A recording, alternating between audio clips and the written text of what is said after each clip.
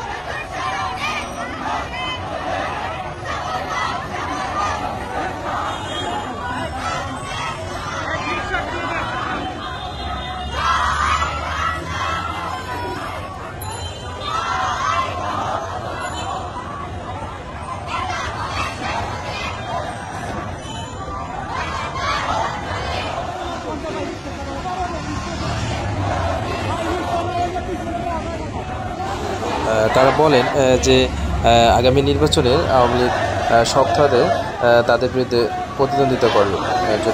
যদি নির্বাচনে অংশগ্রহণ করতে না দেওয়া হয়, তাহলে মাঠ দখলে নেবে ছাত্রলীগ, তুখর আন্দোলন গড়ে তুলবে ছাত্রলীগ।